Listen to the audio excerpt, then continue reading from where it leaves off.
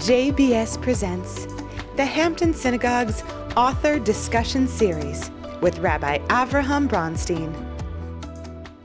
My name is Glenn Dorskin. Welcome to the Hampton Synagogue. The Hampton Synagogue Author Discussion Series, now in its 27th year, is a cultural highlight of our summer season, both from members of our congregation and our many visitors from across the Hamptons. I am proud to serve as series chair, and it is my great pleasure to share our past season with you, our global congregation, in celebration of Jewish Book Month.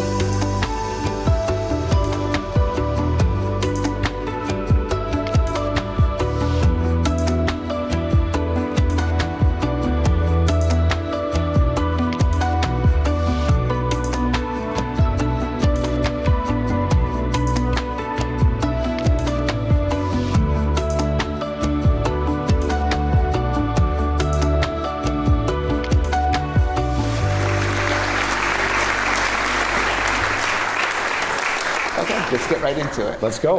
The title of the book is Reach. Yes. So what do you mean by reach? And what was your goal in general? What was your purpose in writing a memoir? You know, when I look back on my life, I realized that there was this through line, and this through line was what I call the power of reach. And I believe when you reach, you find out what you're capable of. I believe when you reach, you learn the difference between a pipe dream and what you haven't dared to try just yet. I believe only when you reach do you achieve your full potential. And everything that's come to me, I believe we make our good fortune. And also reach means to me reaching back and helping others. And all of the proceeds from the book are going to a foundation that I started called the Reach Foundation, which will give money to charities who lift people up in some way so that they can reach for their dreams and their own lives. I really like that, the reaching back and reaching forward part of it. It's a 360 thing. That's incredible. Yeah. When did you first think that you wanted to write a memoir, right? You're in TV your whole life, so Yes. that's your medium, Yes. right? Print is very different. Was this something you were planning to do for a long time, or did you have an epiphany that made you think that you wanted to put this down on paper? You know, in probably around 2014 or 2015, I made a resolution that I wanted to write a book. And I wanted to write a book because this chapter of my life, I really want to help and mentor young people, like the people who mentored me. Like my mentor was Dick Clark. Dick Clark got me my green card, moved me from Canada, and he took a chance on me. And prior to that, there were other important mentors. So to me, this chapter of my life is I really want to dedicate. And the book is kind of the start of that chapter. There was another question you asked me in that. What was the other question you asked me? I asked you about your goal in writing a memoir. Yes. And I asked you, was there like a moment when you decided you wanted to write the book? Well, you know what? I got, doing all those shows that was so kindly mentioned. You know, I've been busy. And honestly, it was like around 2014 or 2015 I decided to do this. But it wasn't until a couple of years ago when I sat down to write a book. And I suppose I was subconsciously writing this book for all those 4 or 5 years, because when I sat down to write it, it was on a Saturday morning, and I didn't stop writing till Sunday. I only slept 2 hours that night. I wrote 85 pages in over the weekend, and it was interesting. You know the movie Back to the Future? Yeah. Okay, so just to give you a visual, Christopher Lloyd So after I walked out of my home office, I looked like Christopher Lloyd. My hair was standing, I was unshaven, and I read it to my wife. My wife's here tonight, and I read it to her, and I started. She goes, "What is this?" So I said, "I think it's a book." And then it really didn't take me long, and it was such a pleasure to write. It never felt like work. And yes, I've written for television, so writing a book is kind of another reach in my life. Mm-hmm. It's interesting. So you basically, you first thought you were going to write the book maybe like 7 or 8 years ago, but then you were kind of subconsciously writing it the whole time. Correct. So once you sat down to write it, it just flowed. It just flowed. So let's talk about you a little bit, right? Okay. I think everybody grows up watching TV. Some people grow up watching too much TV. Mm-hmm. Some people want to watch more TV, right? Instead of growing up watching TV, you grew up wanting to be in TV or to do TV. Correct. So how did that happen? Well, I was the shyest of all kids. I know it's hard for you people to believe because I haven't shut up, but I was the shyest of all. And I had moved from one suburb of Montreal, which was where I was born, into another suburb. And the move was, was horrendous for me because I was incredibly shy. And television kept me company. And that's how it started. And I'd watch everything. You know, Gilligan's Island and Dallas and you name it. And for some reason, for some reason, as a 9-year-old, I watched 60 Minutes. It was just who I was. It was on after football. It was on after football. But I watched everything. And my parents, you know, they were a little concerned about me, more concerned about my shyness. And then there's an incident that I talk about in the book that changed my life. And it happened when I was 9 years old, and I'm going to tease it. I want people to buy the book, so you know, give money to the charity. But anyhow, and it changed my life, and it was the first time in my life that I had to reach beyond myself, and I had no choice, and I had to put myself out there and make myself vulnerable. And somehow, subconsciously, when you're 9 years old, you don't realize it's happening to you, but subconsciously, this had an impact on me, and it I will tell you, it was as a Canadian, it happened in an ice hockey game. And but that one moment that happened to me changed my life, and I realized, you know, as time went on, that I liked being out in the spotlight, and that led to an acting career. And prior to being a producer, growing up in Canada, I was in 2 movies and a couple of sitcoms and did television commercials. And every time I was on set, I was so intrigued on what was happening behind the scenes. So I would talk to the director, I would go run into the control room. And that's when it started to build my love of producing, which really is my calling. So your other question was about storytelling. Yes. Right? You call yourself a storyteller, yes. But yet you're not in the part of TV which yes. is about telling stories. You're doing sports, you're doing unscripted yes. television. Right? Those aren't stories necessarily. Yeah, you'll tell me they are. I'm going to tell you they are. Right. And a good sports producer is you know, every time when I produced a sporting event, we had an A storyline, a B storyline, a C storyline. We had an opening. Everything was, you know, the presentation and how we told you about the athletes and everything else like that. And the same thing in the documentaries and everything else that we do. You know, I'm a nonfiction reader. I grew up watching 60 Minutes. Mm-hmm. I read the encyclopedia as a kid for fun. So I was already, you know, wired in such a way that nonfiction was going to be my thing. And, mm-hmm. you know, and within that nonfiction genre, it's a big playground. You know, we do variety shows, music shows, we do, you know, documentaries, you know, sports entertainment. So it's a big playground that that's what I love. I love true stories. It's interesting. And you've never thought about moving into scripted TV or fiction? Not really. Not really. I mean, do you find the stories more compelling? I do. You know, I'm just so into, you know, like I said, I'm a nonfiction consumer. That's what I read when I read books. That's what I love every movie that's based on a real story. It's just the way I'm wired. And, you know, thankfully, you know, it's been such a great run for us that, you know, it's my world. And like I said, it's a big world because of all the genres and the subgenres that are within it. Yeah. What would you say are the greatest achievements of your career? Oh boy. Narrow it down to 3 or 4. Yeah. You know, it's very hard to pick a show or something like that. Hell's Kitchen, which has been on for 22 years with Gordon Ramsay. No one knew who Gordon Ramsay was, you know, when I first started working with him. And it's Fox's longest running show. And at that time, you know, there was no food shows on network television. It didn't exist. And I actually didn't want to do it when I was first approached. I was first approached by Fox, and they introduced me to Gordon Ramsay, who I didn't know who it was. And then they showed me a tape of Gordon, and I was very impressed with him. And it was a show called Hell's Kitchen, but it was done in the UK, and it was a much different show. And I called the Fox executive, and I said, I love Gordon, and I love the title. I do not like anything else. And he goes, well, what do you think? I said, I don't know, but if we're going to do a food show on network television, we've got to make it broad. It's not going on the Food Network. It's going on Fox Television. So I began to come up with my plan, and it was crazy because, you know, I said, we're going to build a restaurant. We're going to put 80 cameras in it. We're going to have 2 kitchens, and, you know, it's going to be this aspirational show, and it's going to relate to people, whether they're foodies or non-foodies. Thankfully, Fox didn't think I was too crazy, and we went for it. And, you know, here we are 22 seasons later. I said I wasn't going to single out a show, and I just did, right? Mm-hmm. Well, once I'm on that track, because I do have a third one, which is probably the biggest one, you know, the other big hit for us is a show called American Ninja Warrior.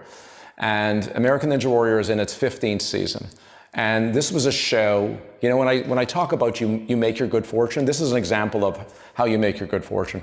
or how it happened for me, because I really got lucky with this one. There's no logical reason why an obstacle course should be on in prime time on NBC. It makes absolutely no sense. I mean, the original Ninja Warrior was on one of those weird cable stations. It was great. It was on one of those weird cable stations. Yes, I was producing it for that weird cable station. That weird cable station was G4, and it was a friend of mine who was running that network, and it was based on a Japanese show, and he said, can we do an American version of the show? And believe me, when you run a production company, not everything you do is going to be a home run. You're happy to hit singles and have smaller shows. And I said, you know what? Producing for G4, producing for Fox, we have a mixed bag of things. We work for everybody. And what I loved about the show, going back to storytelling, was the people who ran the course were everyday people. It was a plumber, it was a dental hygienist, it was a teacher, and they usually failed. And there was something in the celebration of the attempt that got me really excited. And I said, if I can get people vested in their stories, and the obstacle course becomes this metaphor for life, it doesn't matter what they're doing. And I told the guy, and he looked at me with like I had two heads when I was telling him this. But eventually, we got the show off on the ground, and it was very successful. Now, here's where the luck comes in.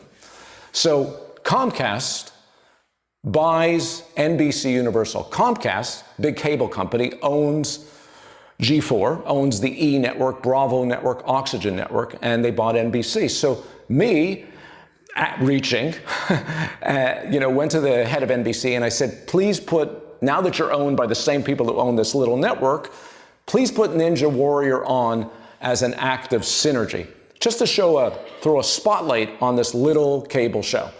Never ever thinking that they would actually do it. No, never actually thinking that they would do it. Never actually thinking that we would end up on NBC for 15 seasons, and I've been telling the story right now. So eventually they agreed. They didn't really want to put it on. And we really worked hard at telling stories and getting people vested in those people and everything else like that. And the show was on the same night as Hell's Kitchen, my other show. So I had a show on Fox, and I had a show on NBC, which was great. Hell's Kitchen ran 8 to 10, Ninja ran 9 to 11, and Hell's was already a big hit at that time. So I wasn't worried about Hell's, but I was worried about Ninja coming from this little cable network. And Hell's was first at 8 o'clock and 9 o'clock. Ninja finished in second. And then Ninja won won the 10 o'clock time period. It was number 1 at 10 o'clock.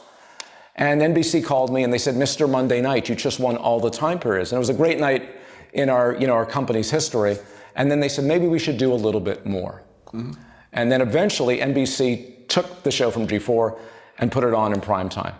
But like I said, if Comcast doesn't buy NBC Universal, their G4 network no longer exists, so we're probably not even on the air. Mm-hmm. So it's just how crazy that sometimes you got to put yourself in position. I say you got to be good to be lucky, and lucky to be good. It's a circle. It's a circle. It's incredible. Another tease for the audience. Yes. So you've already mentioned that in the book there's all these different stories with huge celebrities, superstars, Yes. Magic Johnson and The Rock, Yeah. and Simon Cowell, et cetera, et cetera, et cetera. But you did say before that the one story that you were going to tease everyone with Yes. was your Little Richard story. Yes. All right. Here we go, guys. Okay. So Little Richard was wild.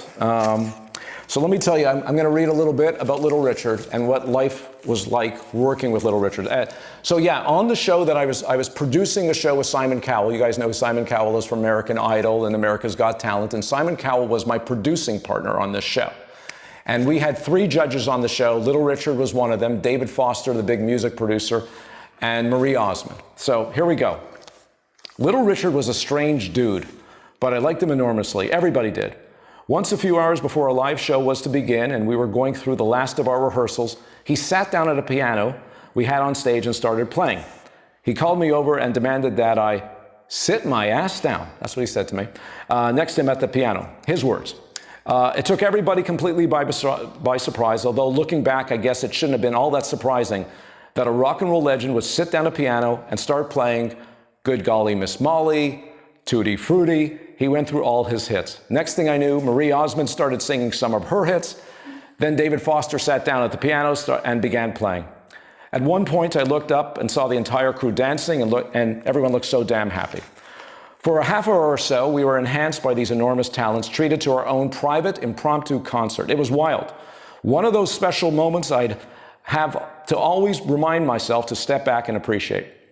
When you built a career on a series of reaches and challenges, it's easy to forget to live in the present. And this was one time where I allowed myself to set aside any worries of what was coming next, even though we had a live show to do in just a couple hours. Little Richard surprised the hell out of me on an almost daily basis, but never more so the time he called me into his dressing room one afternoon. "I need to talk to you, man," he said. "What's up?" I asked. "What time are we going to be done, do you think?" He was concerned about our shooting schedule, which was now looking like it would stretch into a Friday evening. We were live, so there was kind of a hard stop to our shooting schedule, but it sometimes happened that we'd run over. I said I was hoping to be done by 7 o'clock. "I don't know, man. I got to be home by Shabbos." "What?" "Shabbos, man. We do Shabbos. Sundown, like that." It was just about the last thing I was expecting out of this man, but little Richard was full of surprises. He actually converted to Judaism, or he embraced its traditions at least. This was and remains astonishing to me because there was a time in there when little Richard had actually stepped away from his music career to devote his full attention to the ministry. And now here he was telling me he needed to be home in time to observe the Sabbath. Apparently, his interest in Judaism stemmed from a years ago car crash when Bob Dylan reportedly visited with him at his hospital bedside and stressed the importance of keeping the Sabbath. After that, little Richard told me he'd only missed a couple of Saturday mornings in synagogue. "I'm serious, man," he said. "I can't be staying if we run long. It's against my religion." As it happened, we did run long Friday night, and when it started to look like we weren't going to break before sundown, he came to me and said, "It's like I told you, man." "You're not really leaving, are you?" I said. "We'll be done in 15, maybe 20 minutes. As I'd feared, we ran a few minutes over. "I'm gone," he said. And he was gone. We went to commercial, and he ducked out before the last act. I couldn't believe it. But it's not like the guy didn't warn me. And it's not like I could hold it against him, wanting to get home before the sundown to observe the Sabbath, me of all people. David Foster said something funny to explain away his absence, but little Richard was true to his word and true to his faith. And the only thing that bothered me about this exchange was that he didn't wish me a good Shabbos on the way out. On his way out the door.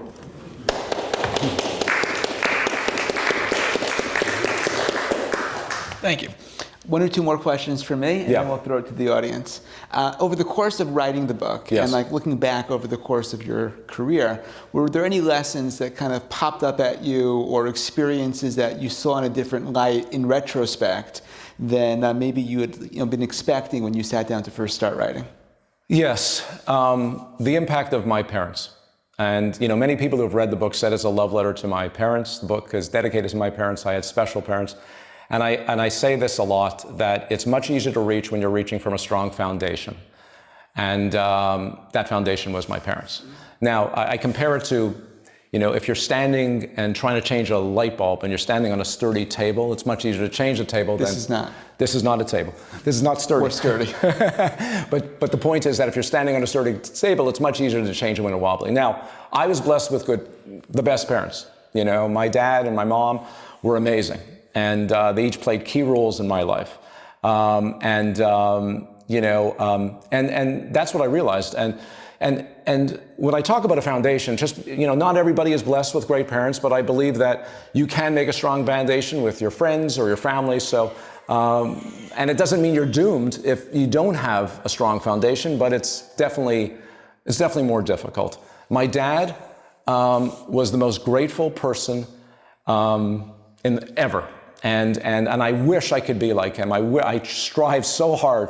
If my dad and I were at a restaurant and he ordered the exact same sandwich that I ordered, his sandwich was so much better than mine. Mm-hmm. It was because he appreciated everything. And my mom was the most devoted mother. She was my coach. My dad was my role model. My mother was my coach. When I went for my interview with Dick Clark, I was young. I was 28 years old, but I was president of CBC Sports. I ran a company with thousands of people who worked for me and a budget of hundreds of millions of dollars, and I led Olympic delegations. But my mother thought it was important that my mommy came with me to Los Angeles. And she came with me to LA, and I said, I said, Mom, listen, I'm going to go meet Dick Clark, and why don't you go enjoy Beverly Hills or Century City, go to Santa Monica, enjoy the day. And she goes, no, I can't, I couldn't enjoy myself knowing that you're having this important meeting. And I said, well, what do you want to do? She goes, just put me at a hotel nearby, and I'll just wait.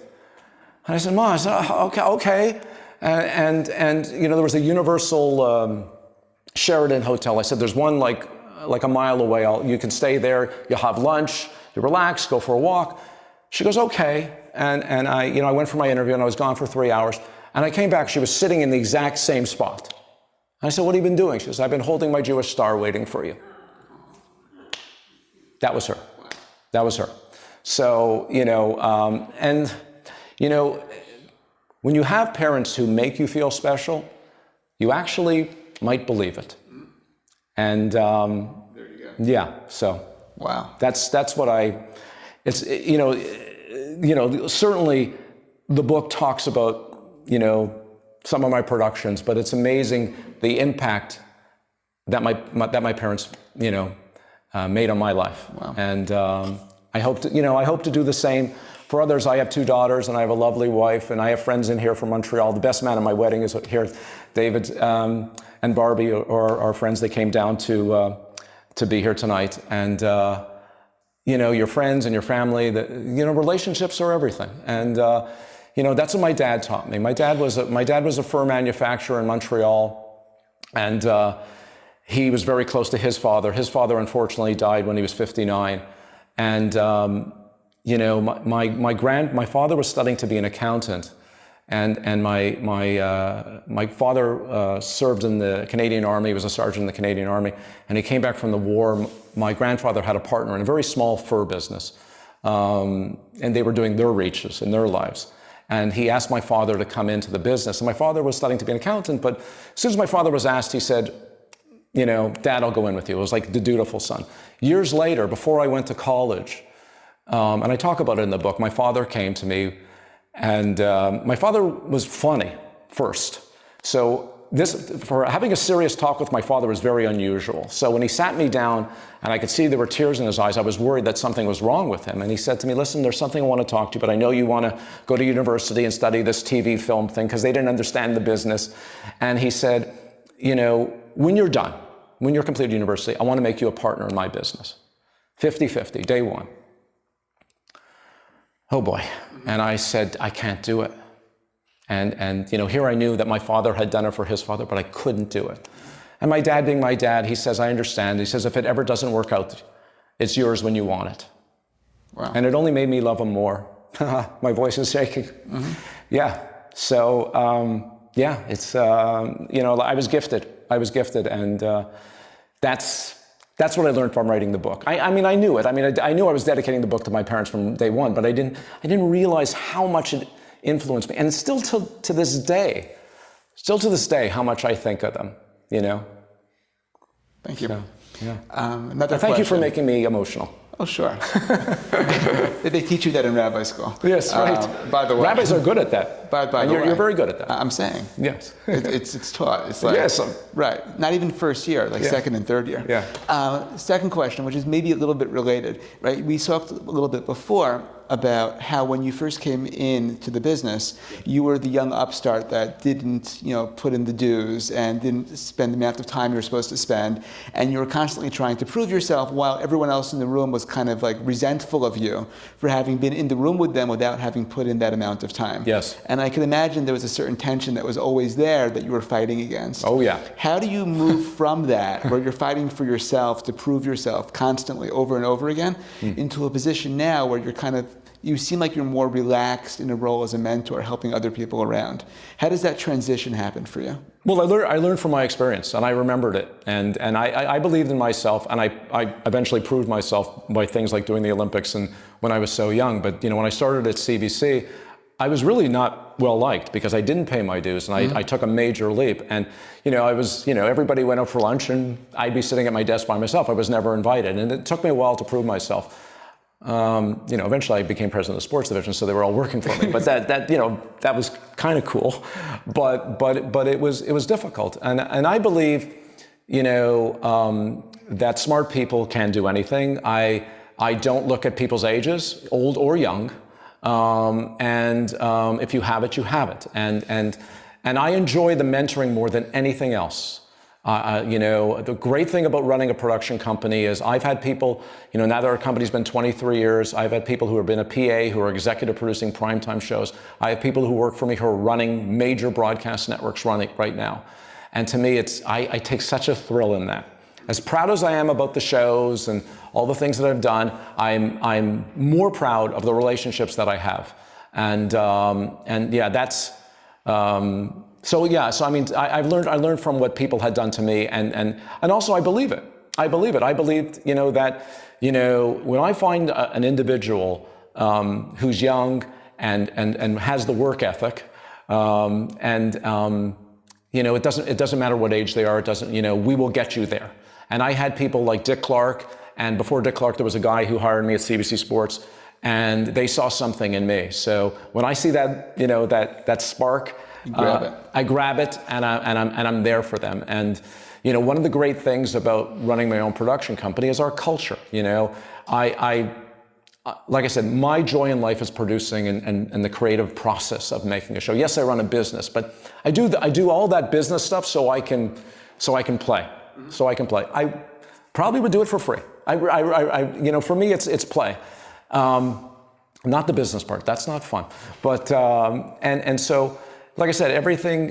What I was going to say is, working at major corporations like Fox, Universal, CBC. There's the politics of it all. And I personally I learned a lot by going through those processes. I had been a producer, I'd been an actor, I worked at a production company, was senior vice president at a studio. Everything that I did prepared me for running my production company. And it's such a joy to mentor people. And that, like I said, that was a big reason for writing the book. And I've always tried to give back. I've always tried to be philanthropic. And, this book, the money, like I said, is going to the Reach Foundation. And, I'm doing a lot of talks with young students. I was speaking at the TV Academy last week. And I just want to shift the balance in my life. I just want to do more of that. I'm not giving up producing. I'm not retiring. But I just want to do more of that giving back kind of thing. That's really where I want to put my energy. Thank you so much, Arthur Smith.